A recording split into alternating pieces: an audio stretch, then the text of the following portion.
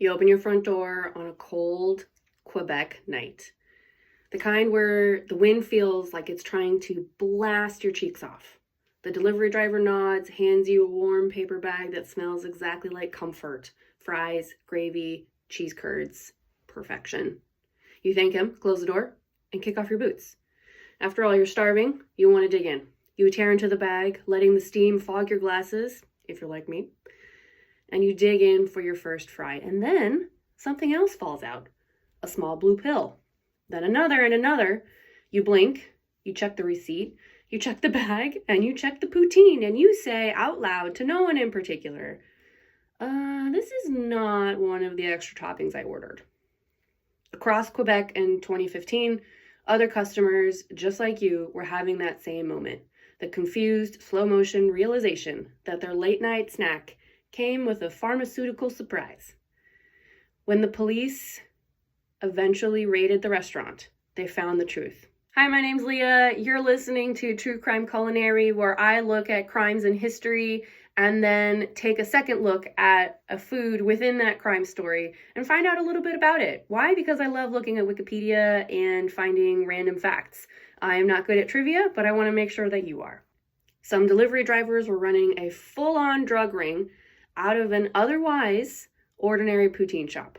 Cannabis, magic mushrooms, Viagra, all discreetly delivered in the bottom of brown paper bags alongside steaming containers of one of Quebec and or Canada, depending how you look at it, their most iconic comfort foods.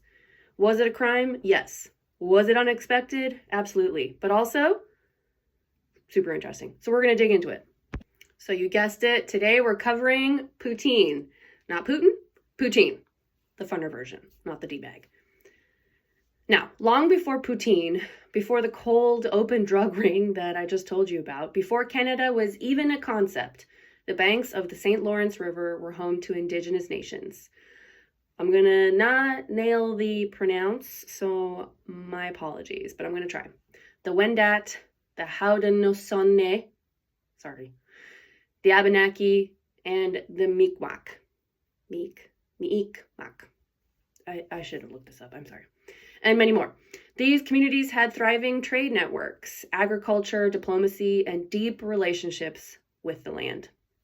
Then in 1534, French explorer, also going to slaughter these pronunciations, Jacques Cartier arrived, claiming the region for France, which is like such a buzzkill. Can you imagine?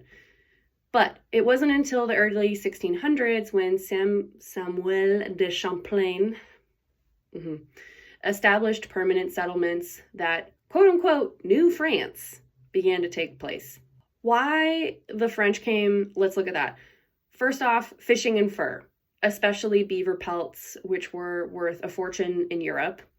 There was the expansive territory. France was competing with England and Spain for footholds in the quote unquote New World.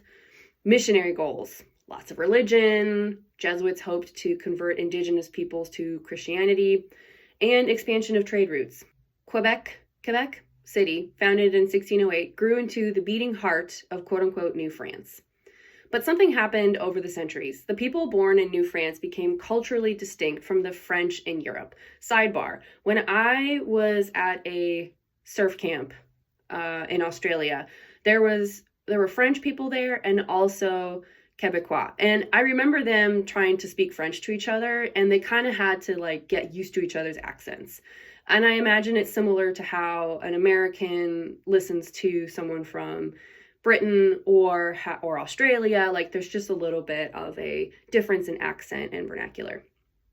As I said, the people from New France became a little bit distinct from French in Europe. The climate, the isolation, meaning like how big the territory was, the interactions with Indigenous nations, all shaped what would eventually become French-Canadian identity. Then came 1759, the Battle of the Plains of Abraham, where Britain seized control over Quebec, and suddenly the French settlers had a reverse Uno played on them and are now subjects of the British Crown. And they faced the defining question, who am I? How do you hold on to your language and culture when surrounded by an entirely different one? Yes, question, great question. great questions we should always ask ourselves. How do you feel yourself when someone comes in and tries to tell you to be something different? Okay, but I'll just let that one sit for a second. However, the answer became the foundation of the Quebec identity. Now, if you're thinking like me now, who do I know who is Quebecois? Well, for me, the number one person that came to mind is Celine Dion. What I did not know, who I did not have on my bingo card, William Shatner. I don't know where I thought he was from, but I didn't think he was Quebecois. But, okay, this word I'm really going to struggle with. Québécois often describe themselves as a nation within a nation, a people with a distinct language, history, and culture, the guardians of the French in the north. In case you need a sense for how big Quebec as a part of Canada it basically could eat the east coast of the United States for breakfast. We forget how enormous Canada is.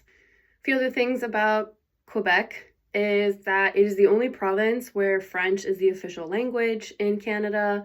Many institutions operate independently in Quebec. There's super strong cultural pride. And from politics to cuisine, from music to humor, Quebec doesn't just fit into Canada. It stands next to it, sometimes parallel, sometimes intersecting, but always with its own personality. And in the cultural ecosystem, one dish, one messy, comforting, somewhat addictive dish became more than food, it became a symbol. Enter poutine. Poutine's origins are famously contested. Anywhere you look, you're likely to see 3 origins of poutine. There are 3 towns that claim to be the birthplace of poutine, and each one has very passionate defenders. We start with the Warwick legend, which is what I found to be the most famous. The year is 1957. The location is a small restaurant in Warwick, Quebec, owned by Fernand Lachance. Lachance? Probably not. Probably Lachance. A customer asked Lachance to take an order of fries, a bag of fresh cheese curds he'd just bought nearby, and combine them. And Lachance looked at the messy pile and said the now famous line, which I am going to try to say in French, and then we are going to move past it. Ça va faire une maudite poutine. Translate that to, that will make a darn mess. And with that, the dish had both a name and a story, poutine. The second story is from Drummondville. The second is the Drummondville claim. This is in 1964. Drummondville restaurant owner and cheesemaker Jean-Paul Roy noticed that customers were already mixing fries and curds on the sly, so he put poutine on the menu as an official dish. This matters because it's one of the earliest recorded commercial uses of the name, and in other words, Drummondville is where poutine went from a customer hack to a menu item. Now, the third story is the Victoriaville version, and Victoriaville locals insist poutine existed long before anyone named it. Their version, you get fries at one snack bar, you'd buy cheese curds from the dairy shop down the street, you put them together, voila, proto-poutine. Some argue this is the real birthplace, not a single inventor, but a natural evolution in dairy-rich region. I could see an argument for each of those, but I wasn't there. So I'm going to go ahead and just say, love that there are multiple locations where this absolutely delicious and rich dish came to life. But when did gravy enter the chat? Contrary to popular belief, poutine originally did not have gravy. It was fries and cheese curds. Gravy was added a bit later in the late 1950s and early 1960s because it helped keep the fries warm and also melted the cheese curds just a little bit. And it kind of like brought everything together. By the mid-1960s, this was what you would call the holy trinity of poutine: fries, cheese curds, brown gravy. Now we move on to, but when did it become a cultural icon? For decades, poutine was considered drunk food, truck stop food, greasy spoon food, or rural Quebec weirdness. Now, I don't see a single issue with any one of those descriptions because, one, who doesn't want a big bit of drunk food? For me, it was always pizza or a kebab. Truck stop food. Hey, I mean, if you're on a road trip, why won't you want good food? Greasy spoon food, again, love to scratch that itch every once in a while. And a little bit of weirdness, I think we all need that. But something happened in the 1980s and 1990s.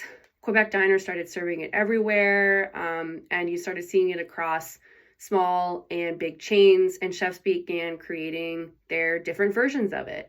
And then food writers reframed it as cultural heritage. Today, poutine is a symbol of Quebec identity. There's some arguments on whether it's a Canadian dish or just a Quebecois dish, but arguably it's just really delicious. So definitely go, if you're in Quebec, in Montreal, or Quebec City, go have some at the source and enjoy what an amazing dish this is, and kind of think about the history and how it came to life. Whether it arrives with gravy, with gourmet toppings, or hopefully not with, well, I mean, hey, it's up to you if you want the pharmaceuticals. But remember that you're eating more than a snack. You're eating a bit of history, and hope you enjoyed this week's story. I really enjoyed learning more about Quebec and more about poutine. I had wondered a long time about it. And with that, is it fair to say au revoir? Thanks for listening to this week's True Crime Culinary. Make sure to like, follow, subscribe, rate, let me know what you think, and if there's any stories you want me to look into. I love hearing from you. Mwah!